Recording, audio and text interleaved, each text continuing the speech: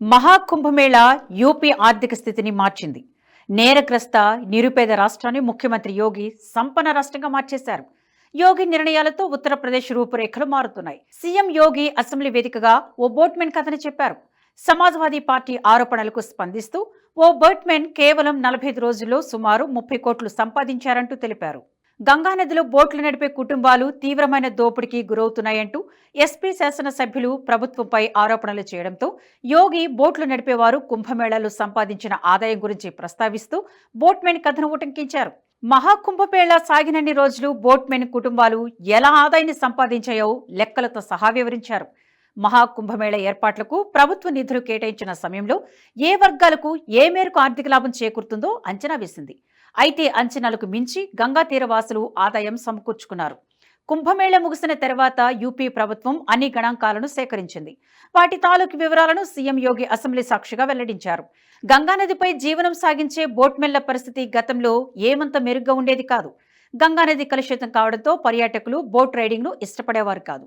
యోగి ముఖ్యమంత్రి అయిన తర్వాత గంగానది ప్రక్షాళనకు ప్రత్యేకంగా నిధులు కేటాయించి ప్రత్యేక అధికారులు సిబ్బందిని నియమించి దశలవారీగా ప్రక్షాళన చేయించారు. దీంతో బోట్మెన్ల ఆదాయం క్రమంగా పెరిగింది. మహాకుంభలో అది ఊహించని రీతిలో పెరిగింది. ఓ బోట్మెన్ కుటుంబానికి సుమారు 130 పడవలు ఉన్నాయి. ఈ కుటుంబం బ్రిటిష్ కాలం నుంచి పడవల ఆధారంగా జీవనం సాగిస్తుంది. సాధారణ రోజుల్లో ఒక్కో పడవపై సంపాదించే ఆదాయం 10,000కు మించదు. కానీ మహాకుంభమేళ జరిగిన 45 రోజుల వ్యవధిలో దాదాపు 30 కోట్ల రూపాయలు గడించింది ఈ కుటుంబం. అంటే ఒక్కో పడవ సగటున 23 లక్షలు సంపాదించింది. రోజుకు ఒక్కో పడవ సగటున 50 నుంచి 52 వేలు గడించింది. గంగానదిపై సుమారు 8 నుంచి 10,000 వరకు పడవలు నడిపి జీవనం సాగించే మల్లా సామాజిక వర్గాల కుటుంబాలున్నాయి. సుమారు 3,430 పడవలు గంగానదిలో ప్రతినిత్యం పర్యాటకులకు అందుబాటులో ఉంటాయి. 130 బోట్లు 45 రోజుల్లో 30 కోట్ల రూపాయలు సంపాదించాయంటే సుమారు 3,000 పైచిలుకు పడవలు ఏ మోస్తరు సంపాదించాయో గణించవచ్చు. యోగి అధికారంలోకి వచ్చిన తర్వాత గంగపై ఉండే బోట్లకు ఆపరేషన్లో లైసెన్సులు ఇచ్చారు. గతంలో లైసెన్సులు ఉండేవి కావు. ప్రభుత్వం ప్రతినిత్యం యూపీ వాటర్వే చట్టాన్ని ప్రయోగించి కేసులు బనాయించేవారు. ప్రతి ఏటా ఆగస్టు నుంచి అక్టోబర్ వరకు 3 మాసాల పాటు గంగానది ఘాట్లన్నీ నది ఉధృతిలో మునిగిపోయి ఉంటాయి. ప్రభుత్వం పడవ విహారాన్ని నిషేధిస్తుంది. ఈ 3 నెలల పాటు పడవలు నడిపే గంగపుత్రులకు ఎలాంటి ఉపాధి ఉండదు. కాపాడుకున్న సంపదని ఉపయోగించుకోవడం తప్ప గత్యంతరం లేదు. కొంతమంది మాత్రం మణికర్ణిక ఘాట్లో జరిగే దహన క్రియలకు ఉపయోగించే కర్రను సరఫరా చేసి జీవనం సాగిస్తారు. యోగి ప్రభుత్వం అధికారంలోకి వచ్చిన మల్లా సామాజిక వర్గ గంగపుత్రుల సంక్షేమం కోసం కొత్త పథకాలు ప్రవేశపెట్టింది. పడవలు నడవని 3 మాసాల పాటు ఇతర ఉపాధి మార్గాలను కల్పించేందుకు ప్రణాళికలు రచిస్తోంది. తరతరాలుగా గంగానదిపై జీవనం సాగించడం వల్ల నది లోతుపాతులపై అపారమైన అనుభవం ఉంది. ఎంతో లోతు ఉన్నా వెళ్లే సాహసం చేస్తారు. అందుకే ఎవరైనా నదిలో గల్లంతైతే వారి మృతదేహాలను ఎంత కష్టమైనా ఇట్టే వెలికి తీస్తారు. అందుకే గంగా గజ ఈతగాళ్లుగా సంబోధిస్తారు.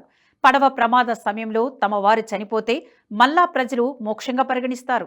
గంగానదిలో భక్తులు వేసిన నాణేలను వెలికి తీసేందుకు వెళ్లి డజన్ల మంది మరణించిన దాఖలాలున్నాయి. బ్రిటిష్ పాలన కాలంలో మల్లా సామాజిక వర్గ ప్రజలు తీవ్ర నిర్బంధాన్ని ఎదుర్కొన్నారు. వలస పాలకులు వీరిని నేర ప్రవృత్తి గల కులంగా పరిగణించి ఇష్టారీతులు నిర్బంధం మోపిన చరిత్ర ఉంది. అనేక బ్రిటిష్ వారి కారణంగా మరణించిన ఘటనలు ఉన్నాయి.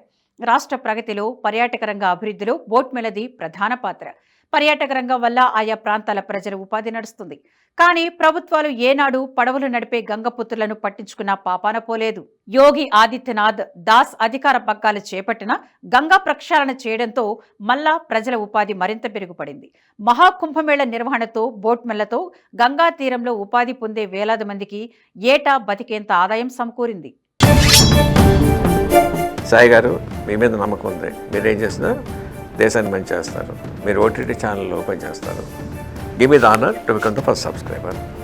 Thank you sir. NH ప్రైమ్ని సబ్స్క్రైబ్ చేసుకుంటున్నందుకు first thank you very much sir.